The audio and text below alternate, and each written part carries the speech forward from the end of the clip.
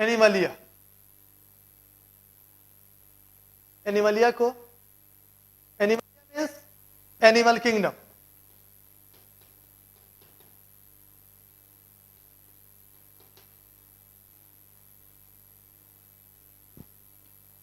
Most abundant living organism, सबसे ज्यादा पाया जाने वाला, आपने खुद देखा 1.7 मिलियन में 1.2 मिलियन, 17 लाख में 12 लाख एनिमलिया है। Most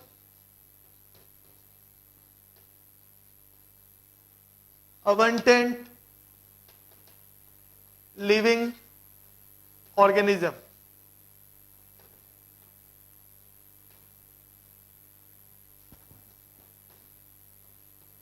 more than 1.2 million, 1.2 million से ज्यादा, मतलब अलग अलग तरह का, मतलब इतना डाइवर्स फॉर्म, इतना अलग अलग फॉर्म एनिमल में है। और मल्टी सेल्यूलर, बहुत सारे सेल के बने हुए होंगे, बहुकोशिकीय या मल्टी सेलुलर होंगे। एंड कंज्यूमर, इन सभी को एनिमलिया में रखा जाएगा। तो एनिमलिया को टोटल 31 फाइलम में डिवाइड किया गया है। और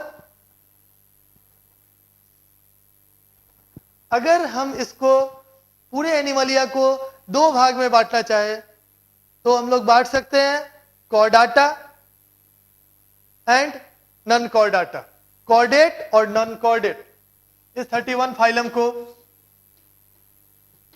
नॉन कॉर्डेट एंड कॉर्डेट में आप डिवाइड कर सकते हैं। Non chordate, notochord absent and chordate, notochord present. एक कॉमन ब्लैंकेट में 95% एनिमल को आप डाल दिए। वह कॉमन ब्लैंकेट सिर्फ इस बात को बताता है कि उसमें नोटोकॉर्ड नहीं पाया जाएगा, सिर्फ एक फीचर के कारण। आप जितना भी डाइवर्स एनिमल है सबको आप एक ग्रुप बना लिए। नोटोकॉर्ड क्या होता है? नोटोकॉर्ड बता रहे हैं तुरंत। नोटोकॉर्ड, कुछ एनिमल में कॉर्डेट में नोटोकॉर्ड पाया जाता है। कॉर्डेट का 4 कैरेक्टर होता है जो आगे बताएंगे। कॉर्डेट के एम्ब्रियो को जब देखिएगा, कॉर्डेट के डेवलपमेंट में उसके भ्रूण को या एम्ब्रियो को जब आप देखिएगा तो एम्ब्रियो में इस तरह का स्ट्रक्चर नजर आएगा, एक डाइजेस्टिव ट्रैक्ट और इस तरह से एक फेरेंजियल गिल स्लिट कहते हैं। सबसे पीछे डॉर्सल नर्व कॉर्ड और वेंट्रल, मतलब नर्व कॉर्ड के वेंट्रल और एलिमेंट्री केनाल के डॉर्सल। एलिमेंट्री केनाल जिसको आप गट बोलते हो, और गट, तो गट के डॉर्सल और नर्व कॉर्ड के वेंट्रल एक इलास्टिक थ्रेड लाइक स्ट्रक्चर पाया जाता है। इसको कहते हैं हम लोग नोटोकॉर्ड। अलग अलग एनिमल में लाइफ के अलग अलग स्टेज में यह नोटोकॉर्ड पाया जाता है। अगर ह्यूमन का बात करें तो यही नोटोकॉर्ड स्पाइनल कॉर्ड में, यही नोटोकॉर्ड वर्टिब्रल कॉलम में चेंज हो जाता है और यह नर्व कॉर्ड स्पाइनल कॉर्ड में चेंज हो जाता है। बोनी बनकर, वर्टिब्रल कॉलम बनकर, या प्रत्येक वर्टिब्री इसको कवर कर लेता है पीछे से। दिखने में तो लगता है वर्टिब्रल कॉलम बैक में होना चाहिए, लेकिन एक्चुअली में स्पाइनल कॉर्ड नर्व कॉर्ड से बनता है और उसके नीचे नोटोकॉर्ड होता है जो वर्टिब्रल कॉलम को बनाता है और इस तरह से बेंड करके इसको कवर कर लेता है, इसलिए पीछे से हमें वर्टिकल कॉलम नजर आता है। तो अगर नोटोकॉर्ड या कॉर्ड लाइक स्ट्रक्चर जो इलास्टिक है, इसको हम लोग देखें तो कुछ एनिमल में नोटोकॉर्ड पाया जाएगा, कुछ में नहीं पाया जाएगा। जिसमें नहीं पाया जाएगा उसको नॉन कॉर्डेट कहते हैं, और जिसमें पाया जाएगा या लाइफ के किसी भी स्टेज में पाया जा सकता है, जैसे ह्यूमन में एम्ब्रियोनिक स्टेज में था। तो नोटोकॉर्ड जिसमें नहीं पाया जाएगा उसको कहते हैं हम लोग नॉन कॉर्डेट। और इस नॉन कॉर्डेट में टोटल 30 फाइला होगा, 30 फाइलम, और 1 फाइलम एक कॉर्डेट हो गया। क्योंकि हम लोग नॉन कॉर्डेट का बात कर रहे हैं, इसलिए हम लोग ट्रेडिशनली यहां पर प्रोटोजुआ भी ले लिए। इन फाइलम को 2 भागों में बांटा गया है। ये 30 फाइलम अगर नॉन कॉर्डेट का बात करें या टोटल एनिमलिया का बात कीजिए तो 31 फाइलम 31 डिफरेंट एक्सटर्नल पैटर्न को बताता है। यह बताता है कि 31 डिफरेंट टाइप ऑफ फॉर्म है। क्योंकि हम लोग ग्रुपिंग क्या करते हैं, समानता के आधार पर करते हैं, जो सिमिलरिटी है इसके आधार पर ग्रुपिंग करते हैं। इसलिए 31 ग्रुप बना, इसका मतलब यह 31 जो ग्रुप है या 31 जो फाइलम है यह कैरेक्टर में डिफरेंस शो करेगा। और हम लोग यहां सिस्टेमेटिक्स पढ़ रहे हैं तो इन 31 फाइलम में हम लोग रिलेशनशिप को पढ़ेंगे। रिलेशनशिप यह बताएगा कि 2 फाइलम किस तरह से रिलेटेड है, कैसे कैसे ऑर्गन में चेंज आया, कैसे कैसे ऑर्गन सिस्टम में चेंज आया, कैसे कैसे इवोल्यूशन हुआ। हम लोग जानते हैं अर्थ जब बना था तो प्रिमिटिव ऑर्गेनिज्म आए थे, प्रोकैरियोट, फिर यूकैरियोट। तो यूकैरियोट से इतना डाइवर्स फाइलम कैसे डेवलप हो गया। इसलिए हम लोग टेक्सानोमी ना पढ़कर इसको सिस्टेमेटिक्स नाम दे रहे हैं, हम लोग सिस्टेमेटिक्स में पढ़ेंगे। अब जब आप इस 30 फाइला को देखोगे, इस फाइला के नंबर को देखोगे, दैट इज इस 30 फाइला में अलग अलग फाइलम के में पाए जाने वाले जीवों के स्पेसीज के नंबर को देखोगे, जिसको हम लोग न्यूमेरिकल स्ट्रेंथ भी बोल सकते हैं। और हमारे इकोलॉजिकल कम्युनिटी में, कम्युनिटी आप जानते हो, इकोलॉजी इकोसिस्टम के स्टडी को कहते हैं। इकोसिस्टम क्या हो गया, तो interaction between living organism and their non living environment. Living organism और उसके नॉन लिविंग एनवायरमेंट के बीच जो परस्पर संबंध होता है, जो इंटरेक्शन होता है, उसको हम लोग कहते हैं इकोसिस्टम। और इकोसिस्टम के स्टडी को कहते हैं इकोलॉजी। तो इकोलॉजी में हमारा जो वातावरण है, उस वातावरण में जो समुदाय पाए जाते हैं, जो कम्युनिटी पाई जाती है, उस कम्युनिटी में कितना कंट्रीब्यूशन है, इस कंट्रीब्यूशन के आधार पर तो 2 आधार बनाते हैं। एक इस फाइलम में की संख्या, फाइलम में स्पीसीज की संख्या, नंबर किसका, तो स्पीसीज का नंबर, जातियों का नंबर, और कंट्रीब्यूशन और participation in ecological community. Ecological community में पार्टिसिपेशन, इन दोनों के आधार पर हम लोग इस 30 फाइला को, 30 नॉन कॉर्डेट फाइला को हम लोग डिवाइड करते हैं 2 ग्रुप में, मेजर ग्रुप और माइनर ग्रुप में।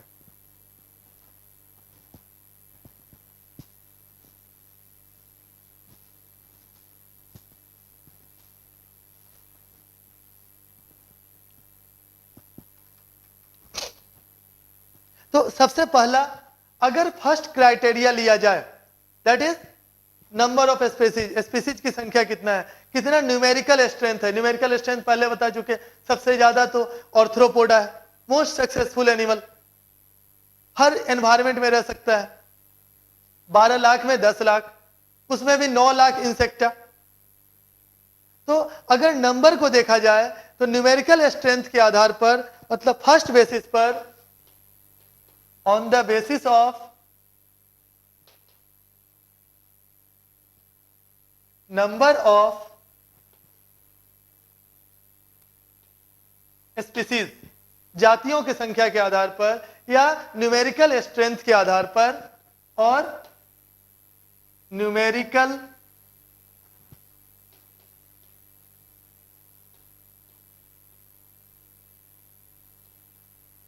स्ट्रेंथ के आधार पर टोटल 30 नॉन कोऑर्डिनेट फाइला को आप डिवाइड करोगे 11 major phyla and rest minor phyla. यह 11 मेजर फाइला है। प्रोटोजोआ ट्रेडिशनली एनिमल में पढ़ते हैं। दूसरा पॉरीफेरा, तीसरा सिलेंटेराटा और Cnidaria.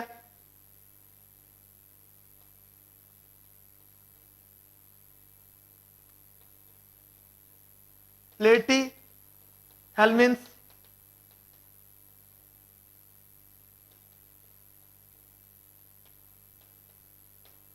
रोटीफेरा,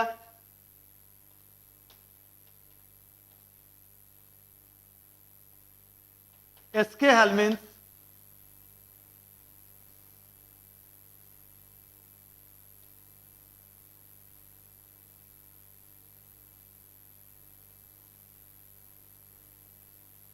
Annelida,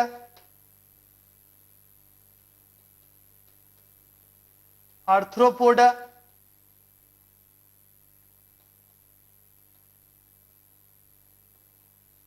Mollusca, Ectoprocta and Echinodermata.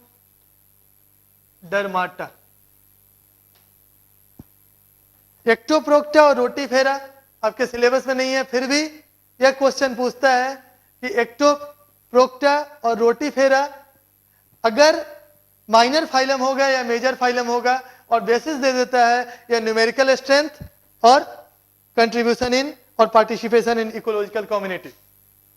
तो इसको ध्यान देंगे। प्रोटोजोआ ट्रेडिशनली हम लोग लेते हैं, पॉरीफेरा, सिलेंट्रेटा और Cnidaria, Platyhelminthes, Rotifera, Aschelminthes, Annelida, Arthropoda, Mollusca, Ectoprocta, Echinodermata. यह 30 नॉन कोऑर्डिनेट फाइला को 11 मेजर में बांटा गया और रेस्ट माइनर फाइला होगा। इसी तरह अगर आप इकोलॉजिकल कम्युनिटी में पार्टिसिपेशन को देखें,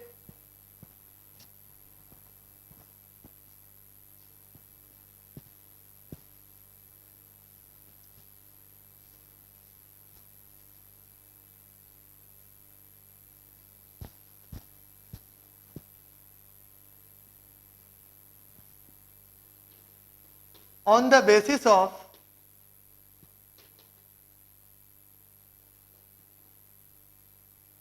participation in ecological community, हमारे पारिस्थितिक और इकोलॉजिकल एनवायरमेंटल समुदाय में अलग अलग तरह का जीव है, उसमें क्या रोल है, क्या पार्टिसिपेशन है। हम लोग जानते हैं कि सभी जीव एक दूसरे से जुड़ा हुआ है फूड के लेवल पर, जिसको फूड चेन कहते हैं। यह सभी एनिमल एक दूसरे से इंटरेक्ट करता है, डिपेंडेंट है। एक ऑर्गेनिज्म, एक एनिमल अगर लॉस्ट हो जाता है तो उसका इफेक्ट पूरे इकोसिस्टम पर पड़ता है। जैसे कि एक आइलैंड में, अमेरिका में कोई प्रेसिडेंट वहां के डियर को प्रोटेक्ट करने के लिए सारा प्रीडेटर जो डियर को खाता था, लायन, टाइगर, सबको मरवा दिए। और वो कैबेप प्लेटू नाम है और प्रेसिडेंट का नाम था रोजेनहॉफ। और समय के साथ वो पूरा एरिया बैरन लैंड हो गया, बंजर हो गया, अब वहां पर रेगिस्तान है। एक ऑर्गेनिज्म, एक एनिमल दूसरे पर जुड़ा हुआ है, दूसरे से जुड़ा हुआ है फूड चेन के द्वारा, और भी अलग अलग काम के लिए। अगर डिकम्पोजर नहीं होगा तो एनवायरमेंट में फिर मटेरियल जो ट्रैप हो जाता है एनिमल में वो नहीं जाएगा। तो इकोलॉजिकल कम्युनिटी में पार्टिसिपेशन के अनुसार के आधार पर अगर हम 30 फाइला को 30 नॉन कोऑर्डिनेट फाइला को डिवाइड करते हैं तो ओनली 2 माइनर फाइला आएगा,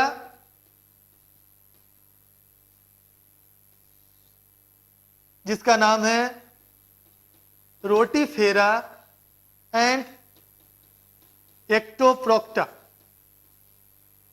दैट इज, यह दोनों फाइलम का कंट्रीब्यूशन बहुत कम है इकोलॉजिकल कम्युनिटी में। और अगर इन दोनों बातों को कंसीडर किया जाए एक साथ, तो यह दो चूंकि माइनर फाइला आ रहा है, दोनों बात को एक साथ कंसीडर कर रहे हैं, तो यह माइनर फाइला इस मेजर फाइला से हट जाएगा। और अगर दोनों को कंसीडर करते हैं by considering numerical strength, number of, that is number of total species and contribution और पार्टिसिपेशन इन इकोलॉजिकल कम्युनिटी, इन दोनों को एक साथ अगर करेंगे तो टोटल 9 मेजर फाइला होगा।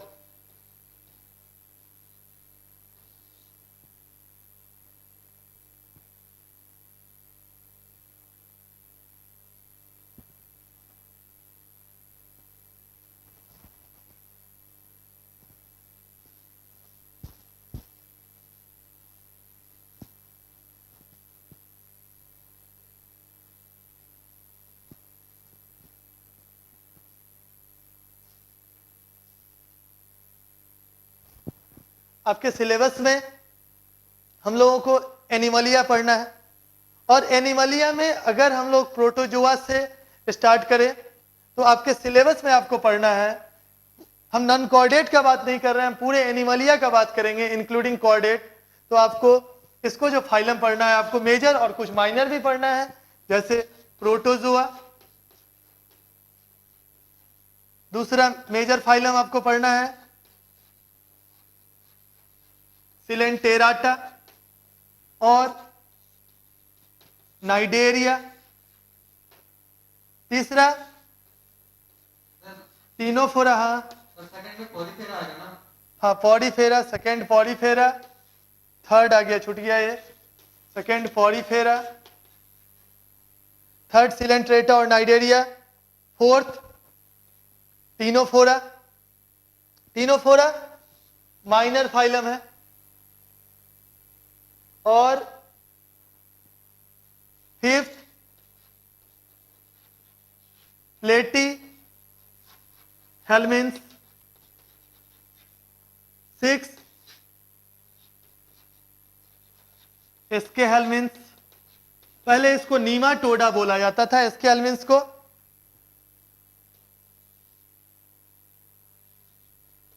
एनेलिडा,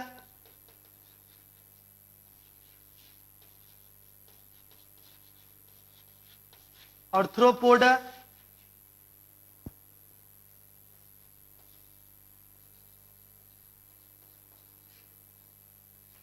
मोलस्का,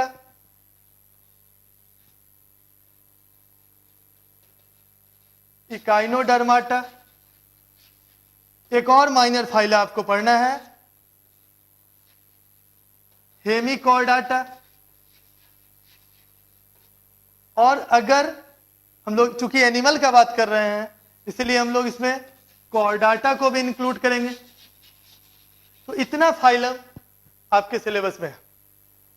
प्रोटोजोआ, पॉडीफेरा, सिलेंट्रेटा जिसको नाइडेरिया भी कहते हैं, टीनोफोरा, प्लेटी हेलमिन्स, एस्के हेलमिन्स, पहले इसको नीमाटोडा कहते थे, और Annelida, Arthropoda, Mollusca, Echinodermata, Hemichordata and Chordata.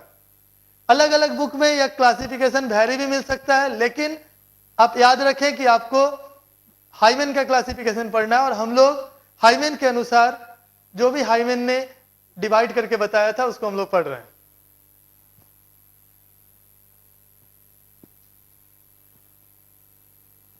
ये तो रहा, इतना फाइलम पढ़ना है। उसके बाद वर्टिब्राटा में आपको आगे पढ़ना होगा। हाँ बोलिए, क्या क्या फिर से बोलिए? हाँ लिखिए इसको।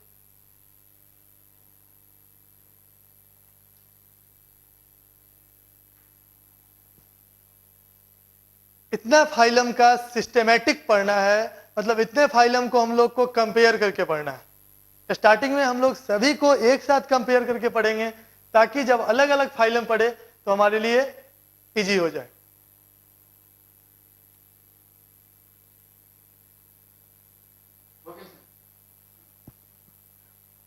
ये तो फाइलम हो गया, और इस फाइलम कोर्डाटा को फिर डिवाइड किया गया है। कोर्डाटा में मैंने बताया, कोर्डाटा में आने वाले एनिमल में लाइफ के किसी न किसी स्टेज में नोटोकॉर्ड पाया जाएगा। बस 2 मिनट में हो जाएगा। कोर्डाटा को हम लोग 3 भागों में डिवाइड करते हैं। यूरोकॉर्डाटा, सिफेलोकॉर्डाटा और वर्टिब्राटा। कॉर्डाटा को जो कि फाइलम है हम लोग 3 सब फाइलम में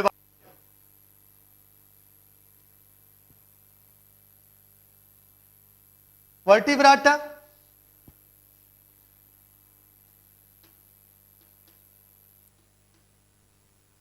को फिर हम लोग 2 सेक्शन में डिवाइड करते हैं।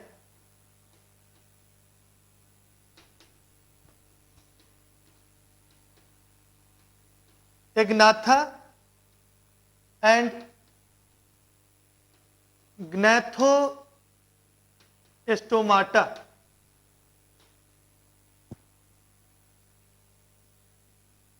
एग्नाथा में एक क्लास आता है जिसका नाम है साइक्लोस्टोमाटा।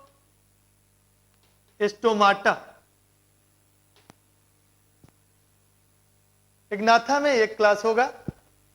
कॉर्डाटा को 3 सब फाइलम में बांटे, यूरोकॉर्डाटा, सिफेलोकॉर्डाटा एंड वर्टिब्राटा। वर्टिब्राटा को 2 सेक्शन में बांटा गया, एग्नाथा एंड ग्नैथोस्टोमाटा। सेक्शन एग्नाथा में एक क्लास होगा साइक्लोस्टोमाटा। एंड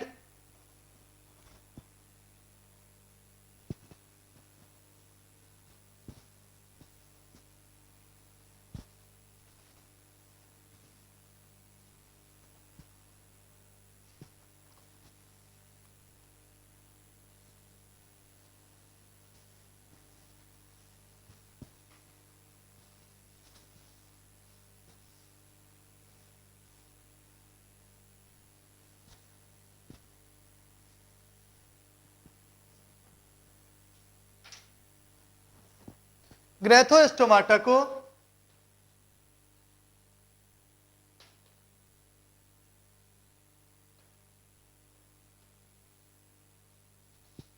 दो सुपर क्लास में बांटा गया है।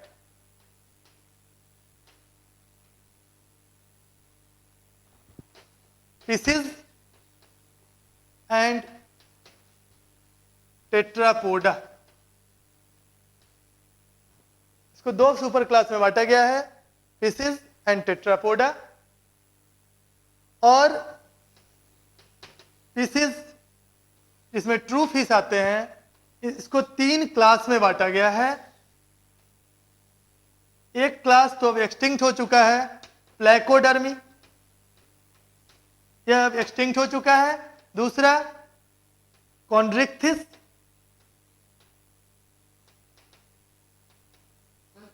यहां बोलिए।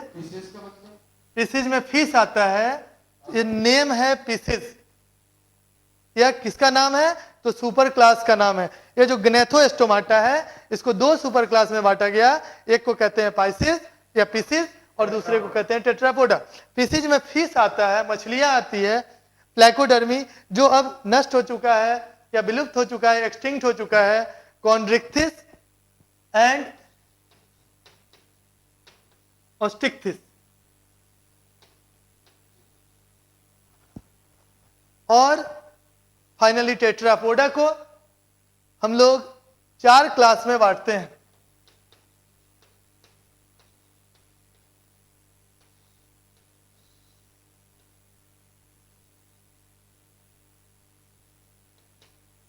Amphibia, reptilia,